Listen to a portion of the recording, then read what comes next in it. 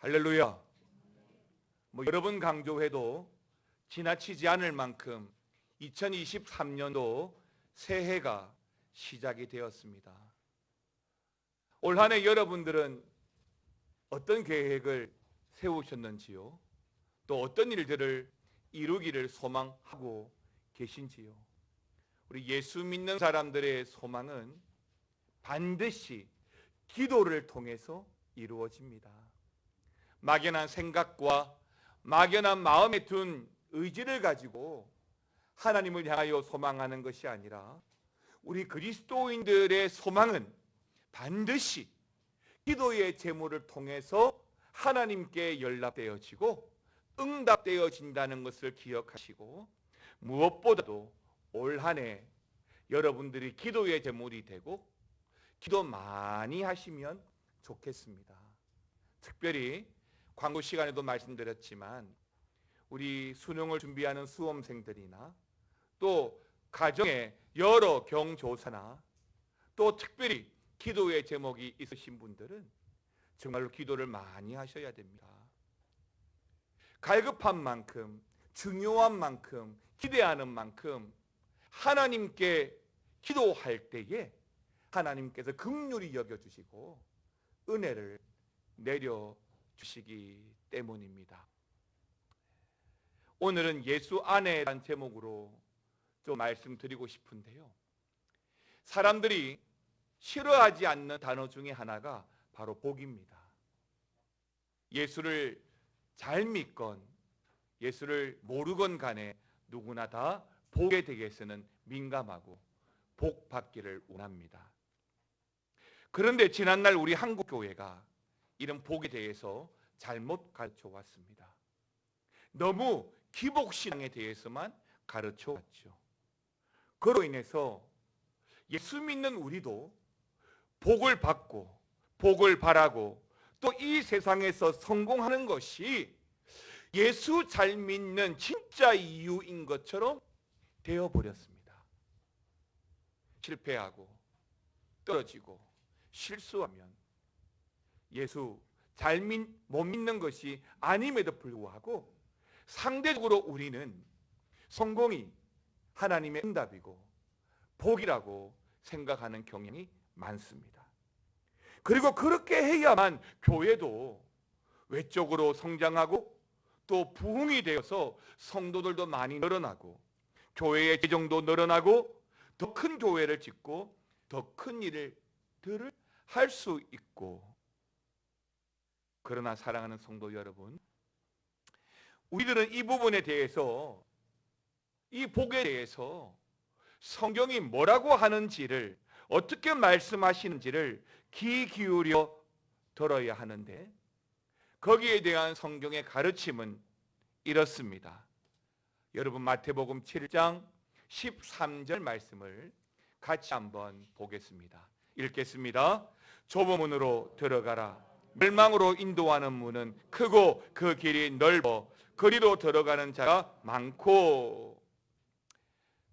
아니, 목사님께서 복에 대해서 말씀하시다가 뜬금없이 좁은 길에 대해서 말씀하시네 라고 의아해 하실 수 있겠지만, 요한 2서 3절 말씀처럼 우리의 영혼이 잘 되고 우리의 영적인 문제가 제대로 해결되지 못하면 우리의 모든 범사나 어떤 건강의 문제도 해결되지 않습니다. 흔히들 모든 질병이 마음의 문제로 시작한다라고 말을 한다면, 우리 영혼의 문제가 잘못 꼬여 있으면 어떤 일도 제대로 되지 못하는 것입니다. 그러므로 영적인 문제, 영적인 길, 하나님의 뜻, 하나님의 은혜 안에 우리가 있는 것이 정말 중요한데요. 그런데 오늘 제가 여러분들에게 말씀드리는 이 마태복음 7장은 우리에게 좁은 길로 가라라고 말합니다. 그러니까 올 한 해 2023년도에 우리가 걸어가야 될 길 중에 하나가 바로 이 좁은 길이라고 하는 것입니다. 왜요? 성경은 분명히 말씀해 주죠. 멸망으로 인도하는 문은 크고 넓다. 모르는 사람들은 그 길이 성공의 길인 줄 알고 그 넓고 큰 길로 들어가지만 신실한 사람들은, 믿음의 사람들은, 진짜 성공하는 사람들은 좁은 길로 갑니다. 그렇습니다. 예수님은 당신의 제자들과 따르는 무리들에게 좁은 문으로 들어가라 말씀하십니다. 아니, 좁은 문으로 나를 따라오라고 말씀하십니다. 넓은 문, 성공, 부흥, 부자가 되는 것은 많은 사람들이 바라고 추구하는 것이지만 그것은 진정한 그리스도인의 길이 아니라는 것입니다. 그렇다고 해서 흔히 말하는 무소유를 말하는 것이 아닙니다. 아니, 빈곤하게 살라는 것도 아닙니다. 그런 것도 너무나 부차적인 것이에요. 다만 영적인 관점에서 우리 믿음의 길은 언제나 좁은 길 위에 우리가 서 있어야 된다는 것입니다. 세상 사람들이 요구하고 바라고 생각하는 그 넓은 길이 아니라 때로는 손가락질 당하고 야유를 받고 때로는 어려운 결단의 길일지라도 믿음의 길은 좁은 길이다라고 하는 것입니다. 자, 그렇다면 우리들이 가는 그 길은 늘 좁고 또 춥고 불편하고 정말 어려운 길일까요? 아닙니다. 바로 이것이 오늘날 한국 교회가 잘못 가르친 것이라는 것입니다. 성경은 반드시 그 좁은 길을 걸어가는 하나님의 자녀들에게 약속한 것이 있습니다. 여러분, 요한복음 14장 27절 말씀 한번 보시겠습니까? 같이 읽겠습니다. 평안을 너희에게 끼치노니 곧 나의 평안을 너희에게 주노라. 내가 너희에게 주는 것은 세상이 주는 것과 같이 아니하니라. 너희는 마음에 근심하지도 말고 두려워하지도 말라. 아멘입니다.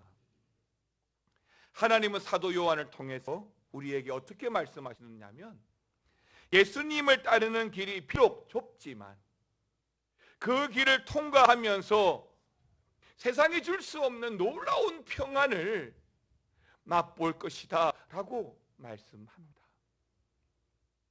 한국 경제가 많이 발전했습니다. 한때는 먹고 사는 것이 목적이었지만은 요즘 젊은 사람들한테 물어보면 먹고 사는 것이 목적이 아니라 얼마나 즐기고 얼마나 행복하게 사는 것이 목적이 되어버렸습니다. 여러분, 평안을 이루지 못하면 행복할 수 있습니까?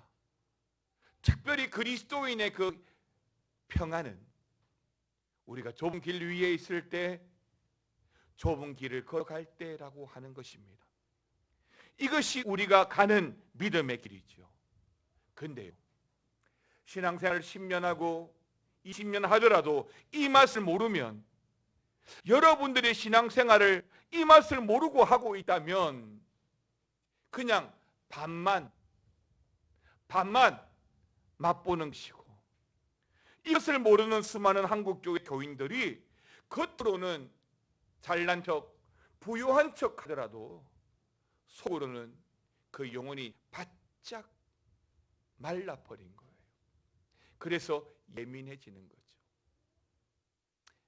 적당한 표현이 될 수 있을지 모르겠지만은 날씬한 사람들은 예민할 수밖에 없어요.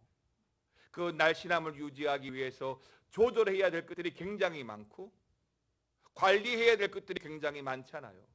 그런데 그런 것들이 흐트러지면 예민해질 수밖에 없죠. 근데 저처럼 배도 나오고 몸집이 있는 사람들은 성격이 대부분 좋습니다. 왜냐하면 딱히 가리지 않고 딱히 문제 삼지를 않거든요.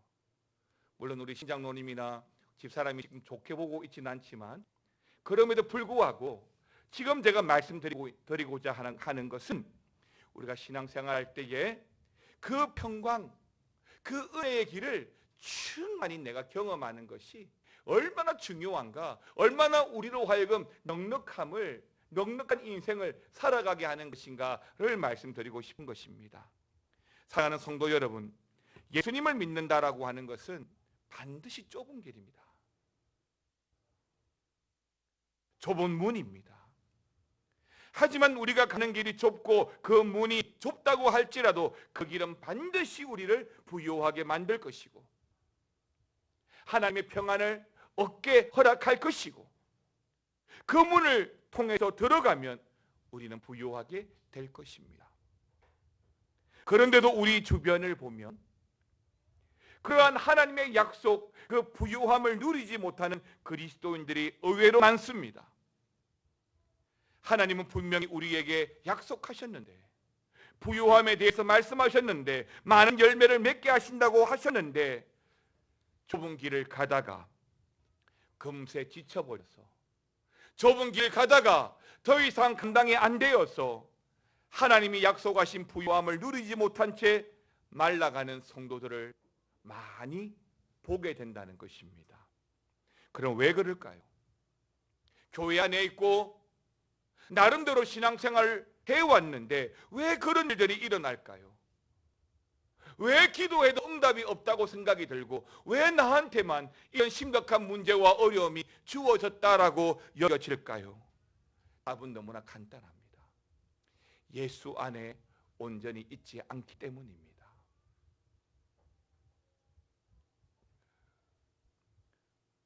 우리 건건사님도 장례를 당하고 또 얼마 전에도 또 장례를 당한 가정도 있지만 목사로서 장례식장에 가서 하나님 말씀 말고는 딱히 할 말이 없죠. 그리고 덧붙이자면 하나님의 말씀으로 위로하는 겁니다. 그렇습니다. 왜요? 우리의 마음을 가장 잘 아시는 분도 하나님이시고 내 마음을 가장 잘 아시기 때문에 내 마음을 만질 수 있는 분도 하나님이시니까요. 그래서 우리는 그 하나님의 이름으로 위로하는 겁니다. 우리가 예수 안에 있을 때, 하나님 안에 있을 때 우리는 그런 하나님의 부요와 평안, 더 나아가서 위로를 얻을 수 있기 때문입니다. 저는 나무와 화초에 대해서 잘 모릅니다. 길을 가다가도 초록색은 나무 잎이고 나무색은 나무인 것 정도만 알지 무슨 나무인지 어디에 유익한 화초인지 사실 저는 잘 모릅니다.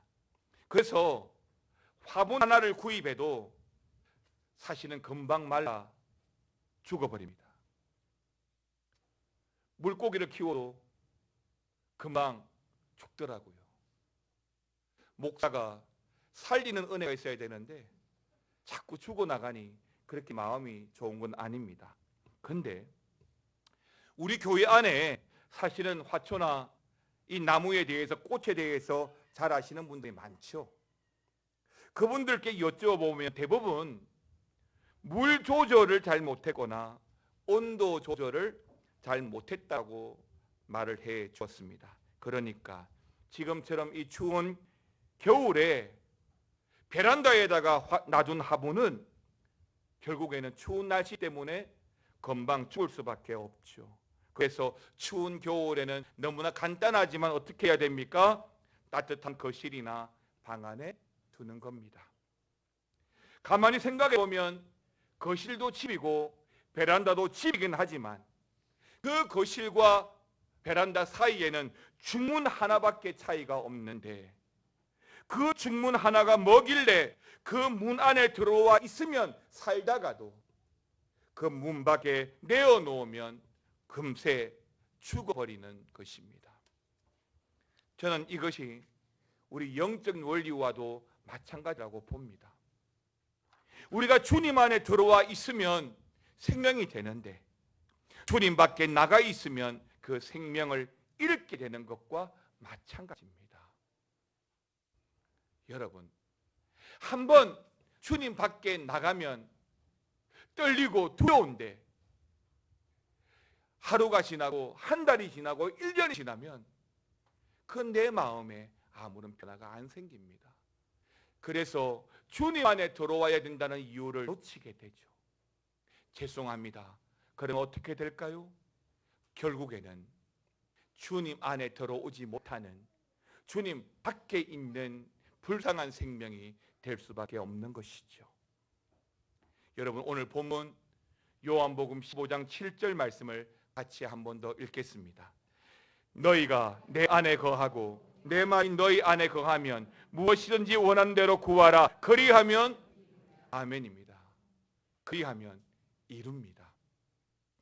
여러분들이 주님 안에 거하면, 주님이 여러분 안에 거하면 무엇이든지 기도하는 대로 이루리라 라고 주님이 약속하셨습니다. 올 한 해 여러분 주님 안에 들어오십시오. 세상에 어떤 유혹을 하더라도 예수 안에 들어와 있으면 반드시 이룹니다. 믿으시기 바랍니다. 두 번째는, 이제 이 말씀을 통해서 오늘 나누기를 원하는 첫 번째는 바로 포도나무의 열매를 우리가 보아야 합니다. 오늘 본문에서 우리 예수님은 성부 하나님과 성자 예수님, 그리고 우리와의 관계에 대해서 아주 인상적인 비유 하나를 들고 있는데요. 그러니까 우리 하나님 아버지는 농부, 예수님은 참 포도나무, 우리는 뭐라고 했습니까? 그 가지라고 했습니다. 요한복음 14장, 그 14장을 끝내면서 예수님은 내가 길이고 진리고 생명이라고 말씀하시고, 이어서 보혜사를 보내어서 너희를 고아와 같이 버려두지 않겠다라고 말씀하셨습니다. 평안을 너희에게 끼치는데 세상이 주는 것과 다른 평안을 주시겠다라고 말씀하셨죠. 예수님은 이 요한복음 14장에 등장하는 이 긴 장문의 설교를 제자들과 함께 다락방에 모여서 하셨습니다. 그러니까 그 앞장인 14장의 이 긴 설교는 사실 그 앞장 13장부터 이어져 오는 내용인데요. 13장에서부터 제자들의 발을 씻어주는 장면과 이어지는 내용으로 다락방이라는 실내 장소에서 행하고 있는 설교였습니다. 그런데 지금 예수님이 그 자리를 떠나서 이동하십니다. 성경에는 요한복음 15장을 시작하면서 이동하신 부분에 대해서 코멘트를 하고 있지 않지만 16장, 17장, 18장으로 이어지는 내용을 보시면 아무런 코멘트가 없이도 그 장소가 옮겨진 것을 보아서 오늘 본문 15장 역시도 요한복음의 저자인 사도 요한이 별다른 코멘트가 없지만 이동된 그 장소의 말씀으로 이어서 말씀을 이어가고 있다고 보아야 할 것입니다. 그러니까 예수님께서는 14장까지 그 기나긴 설교를 마치신 후에 15장에 들어와서 1절에서 기드론 계곡으로 들어가기 위해서 장소를 이동하시면서 제자들에게 주신 말씀이 오늘 본문 말씀인 거예요. 다락방을 떠나서 기드론 시내에 들어가시면서 주신 말씀, 그러니까 포도나무에 대한 말씀을 주시는 겁니다. 사실 이 포도나무와 포도원은 유대교에 있어서는 아주 오래되고 역사적으로 중요한 의미와 가치가 있습니다. 그것은 포도나무에 대한 문화를 가진 지중해 그 사이의 전반에서 동일하게 통용되는 이미지였는데, 당시에 지금의 유로처럼 동일한 동전을 사용했던 그 동전 뒷면에 보게 되면 항상 포도송이가 새겨져 있을 만큼 이 포도나무의 이미지는 매우 익숙하고도 중요한 이미지였습니다. 그렇습니다. 바로 이 포도나무는 하나님의 자녀, 하나님의 백성이라는 그런 의미가 있습니다. 하나님은 이스라엘이 열매를 맺도록 하기 위해서 포도나무를 심으시고 돌보셨습니다. 구약에 보시면 이스라엘이 포도나무 혹은 포도나무 그 포도원을 그렸을 때 그들은 보통 하나님이 기대하시는 열매를 제대로 맺지 못한 것 때문에 질책을 많이 받았습니다. 예를 들면 시편 80편 1절 2절 말씀 한번 보십시오. 여기에서는 이스라엘이 포도나무로서 제대로 열매 맺지 못한 것으로 인해서 결국 어떻게 됩니까? 지나다니는 이방 민족들이 그 열매를 따먹는 지경까지 이르게 되었다라고 질책하고 있습니다. 그리고 또 이사야 5장 4절 말씀 한번 보십시오. 여기에도 보시면 포도 열매를 맺기를 기다렸는데 포도 열매가 아니라 들포도를 맺은 이스라엘 백성들을 향해서 질책하는 메시지가 담겨 있습니다. 그렇습니다. 믿음으로 살아가는 우리 성도들은 들포도 안 됩니다. 참 포도를 맺어야 하지만 그렇지 못했기 때문에 질책을 받는 것입니다. 때문에 예수님은 오늘 본문의 말씀을 통해서 참 포도가 아니라 들포도 열매를 맺는 것을 보면서 마음 아파하시는 하나님의 마음으로 오늘 제자들에게 포도나무의 비유를 말씀해 주고 있는 것이죠. 그리고 말씀하십니다. 나는 포도나무다. 너희는 그 포도나무에 붙어 있어야 하는 가지다. 너희가 내 안에, 내가 너희 안에 있을 때 열매를 맺는다 라고 말씀해 주시고 있는 것입니다. 그래서 이 말씀이 중요한 교훈을 던지고 있는 것은 우리가 올 한 해를 시작하면서 이 포도나무에 잘 붙어 있는지를 순간순간 잘 점검하셔야 한다는 것입니다. 그러면 어떻게 점검할 수 있을까요? 여러분, 포도나무를 기르는 농부를 떠올려 보시면 쉽게 이해할 수 있습니다. 제가 지난주에 TV에서 세계여행 프로그램을 보았는데요, 프랑스의 한 포도 농장을 보게 되었습니다. 포도를 참 정성스럽게 기르고 각 농장마다 각자의 유기농 비료를 만들어서 포도나무에 뿌려주더라고요. 그리고 포도가 또 한참 맺을 때는 종이로 정성껏 포도 송이를 덮어주기도 합니다. 그런데요, 그 포도를 다 수확하고 나면 늦가을엔 뭘 하는지 아십니까? 농부가 포도나무 가지마다 일일이 가위로 가지를 다 잘라냅니다. 그렇게 포도나무 가지를 자르는 이유는 두 가지인 듯 한 가지 이유인데, 다시 포도 열매가 잘 맺도록 나쁜 가지를 쳐내는 것이고요, 동시에 포도 열매를 잘 맺지 못하는 나쁜 가지는 미리 쳐내는 것입니다. 그럼 어떻게 됩니까? 그 다음에는 그 포도가 더 풍성히 열리게 되는 것입니다. 그렇습니다. 오늘 말씀을 통해서 그 포도나무 원줄기에서 버려지는 가지는 열매를 맺지 못하는 가지라는 것이죠. 사랑하는 성도 여러분, 우리도 이 사실을 잘 기억해야 합니다. 내가 포도나무에 붙어 있을 수 있는 이유는 내가 열매를 맺기 때문이라는 겁니다. 그렇습니다.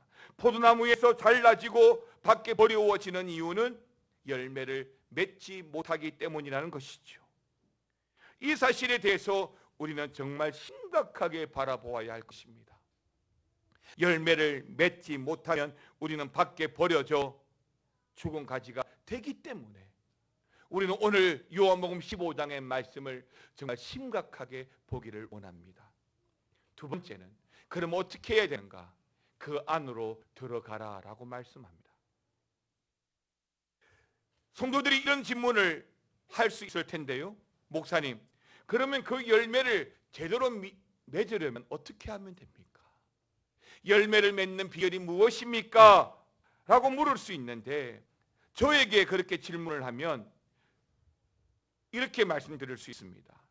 열매를 맺을 만한 성경 지식도 없고 신앙도 깊지 못하고 그렇게 교회에 잘 나오지 않겠지만, 그것 때문에 열매를 맺지 못하는 것이겠지만, 어쩌면 오늘 요한복음 15장에서 예수님이 주시는 이 말씀이 그런 우리의 입장에서는 너무나 가혹하게 들리는 겁니다. 그러나 예수님은 열매 맺는 방법에 대해서 정말 기가 막히게 설명해 주시고 있는데요. 여러분 본문 15장 5절 말씀 다 같이 읽어보겠습니다. 시작.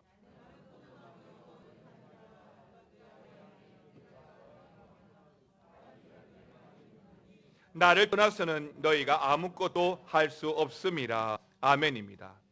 열매를 많이 맺는 방법이 뭐라고요? 예수 안에 있는 겁니다. 열매 맺기 위해서 우리가 해야 할 일은 바로 예수 안에 있는 거예요. 예수 안에 있으면 저절로 따라옵니다. 열매는 그냥 맺어지는 거예요. 내가 포도나무에 붙어만 있으면 나는 그냥 포도 열매를 맺는 거예요. 어떤 분들은 목사님, 내가 예수 안에 있는 것으로 응답받고 열매를 맺는다고요? 그게 가능합니까? 라고 말하지만 여러분 포도나무를 보십시오. 포도나무에 붙어 있으면 그냥 열매를 맺습니다.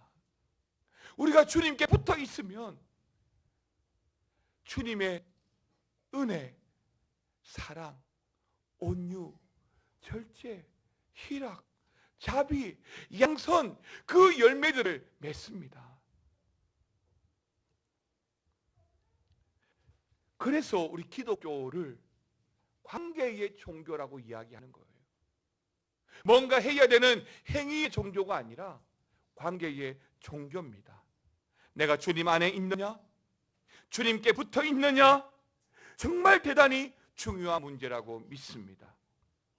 요즘 날씨가 많이 추워졌습니다. 어제 오늘은 따뜻하지만 그 저주까지 사실 굉장히 추웠습니다. 영하 10도는 기본인 날들이 지난 주간 계속 한 주간, 두 주간 지속이 되었습니다. 특히 새벽에 나올 때는 제가 두툼한 방한복을 입고 나오는데요. 그렇게 두툼한 방한복을 입고 나와도 새벽 공기는 굉장히 춥습니다. 거기에다가 눈도 오고요. 또 그 눈이 얼어서 길도 많이 미끄러워졌습니다. 그렇게 찬바람을 맞고서 새벽에 나오지만 교회 입구 우리 로젠나무 홀 문을 열고 제 방에 들어오면 그 따뜻한 공기가 저 얼굴에 들어올 때 얼마나 상쾌하고 평안함을 느끼고 기분이 좋은지 모릅니다. 추운 공기에서 방 안에 따뜻한 공기를 맞을 때 잠시라도 얼었던 그 얼굴이 펴지면서 어떤 때는 와, 살겠다 그런 말이 절로 나올 때도 있지 않겠습니까? 사랑하는 성도 여러분, 예수 안에 들어가면 우리가 삽니다. 그리고 예수 안에 들어가면 우리가 열매를 맺을 수 있습니다. 세상 사람들은 착각을 잘합니다. 많은 돈, 직장, 좋은 대학이 나를 완전히 만족해 줄 것이라고 말하지만 아닙니다. 착각입니다. 절대 그렇지 않습니다. 왠지 아십니까? 세상에는 만족이 없습니다. 욕심이 또 생기죠. 사글세 사는 사람들이 전셋집을 꿈꾸듯 전세 사는 사람이 20평이라도 내 집을 꿈꾸듯 20평 사는 사람들이 더 큰 집을 꿈꾸는 것은 살아가는 인생에 너무나 당연한 이치가 아니겠습니까? 많은 돈을 얻었지만 높은 지위를 얻었지만 좋은 직장을 다니지만 우리 주변에 우리 삶의 방향을 잃어버리고 방황하는 사람들이 얼마나 많습니까? 여러분 뉴스를 보십시오. 돈 때문에 자살하는 사람들, 너무나 높은 지위에 올라갔는데도 자살한 사람들 우리는 수없이 보아왔습니다. 사랑하는 성도 여러분, 예수 밖에는 생명이 없습니다. 그저 버려져 마를 뿐입니다. 죽을 뿐입니다. 근데 우리 많은 교인들이 지금도 착각한 것이 뭐냐면 나는 예수 안에 있다라고 여기는 겁니다.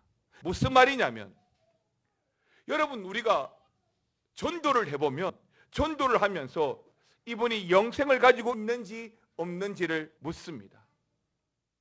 특별히 우리 전도 폭발 훈련 받고 있는 분들이 이 부분에 대해서 훈련을 많이 받고 있는데요. 만일 오늘 밤이라도 이 세상을 떠나서 천국에 가게 된다면 영생에 대한 확신이 있습니까? 라고 묻습니다.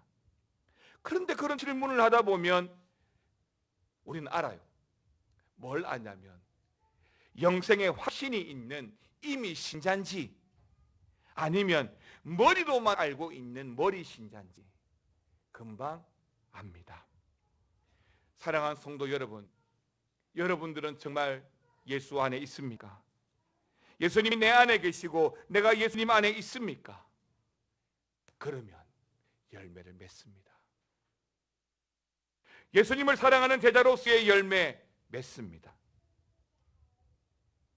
만약 그런 사랑의 열매가 없다면 농부 되신 우리 하나님께서 우리가 달려있는 가지를 잘라버릴 수밖에 없겠죠. 그래서 예수님 꽉 붙잡고 사십시오. 올 한 해는 어떤 일이 있어도 누구를 만나도 예수만 말하십시오. 그럴 때 하나님이 주는 평안, 하나님이 허락하시는 열매, 하나님이 보여주시는 응답을 우리가 얻고 보게 될 것입니다. 그러기 위해서 제가 서두에 말씀드린 것처럼 기도하라는 겁니다. 기도하지 않으면 그 열매를 내가 못 봐요. 기도를 통해서 우리가 확인되기 때문입니다. 다시 오늘 본문 7절 말씀을 마지막으로 한 번 더 읽겠습니다. 너희가 내 안에 거하고 내 말이 너희 안에 거하면 무엇이든지 원하는 대로 구하라. 그리하면 할렐루야, 그리하면 이룹니다. 근데 그 조건이 뭐였습니까? 우리가 주님 안에 거하고 주님의 말씀이 우리 안에 거하면이라고 했습니다. 일상이 기적이 되고 기적이 일상이 되는 그 놀라운 역사는 우리가 예수 안에 있을 때라는 것입니다. 사랑하는 성도 여러분, 예수님은 우리에게 우리 안에 거하라고 말씀합니다. 나의 안에 거하라고 말씀합니다. 올 한 해 어떤 일이 있어도 주님 안에 들어오십시오. 그래서 주님께서 허락하시는 그 풍성한 열매와 주님께서 허락하시는 많은 하나님의 은혜를 경험하고 살아가기를 원합니다. 하나님께서 얼마나 여러분들을 보배롭고 존귀하게 여기는지를 우리가 주님 안에 들어가 보면 압니다. 사랑하는 성도 여러분, 올 한 해 주님 안에서 하나님의 도우심과 은혜와 응답을 경험하고 살아가시는 저와 여러분 되시기를 주의 이름으로 축원합니다. 찬양하겠습니다. 나의 안에 거하라. 나의 안에 거하라. 나는 내 하나님이니 모든 환난 가운데 너를 지키는 자라. 두려워하지 말라. 내가 널 도와주리니 놀라지 말라. 내 손 잡아 다시 한 번 더 나의 안에 거하라. 나의 안에 거하라. 나는 내 하나님이 모든 환난 가운데 너를 지키는 자라. 두려워하지 말라. 내가 널 도와주리니 놀라지 말라. 내 손 잡아 다시 한번 더 나의 안에 거하라. 나의 안에 거하라. 나는 내 하나님이니 모든 환난 가운데 너를 지키는 자라. 두려워하지 말라. 내가 널 도와주리니 놀라지 말라. 내 손 잡아주리라. 아멘. 내가 너를 지명하여 불러나니 너는 내 것이라. 내 것이라. 너의 하나님이라. 내가 너를 보배롭고 존귀하게 여기노라. 너를 사랑하는 내여 다 함께 일어나셔서 나의 안에 거하라. 나의 안에 거하라. 나는 내 하나님이니 모든 환난 가운데 너를 지키는 자라. 두려워하지 말라. 내가 널 도와주리니 놀라지 마라. 내 손 잡아주리. 내가 너를 지명하여 불렀나니 너는 내 것이라. 내 것이라. 너의 하나님이라. 내가 너를 보배롭고 존귀하게 여기노라. 너를 사랑하는 내 여호와라.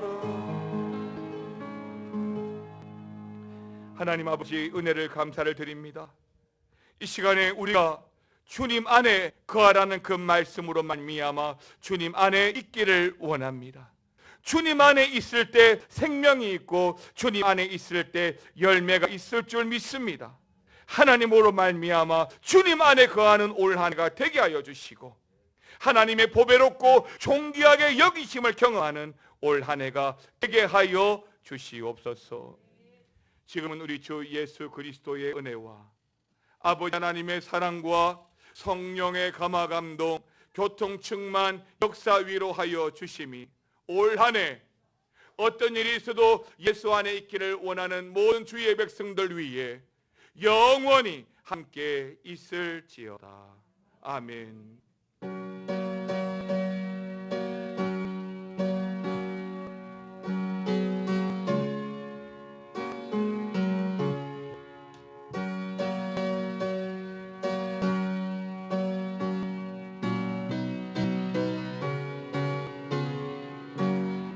우리 이 시간에 우리 재정위원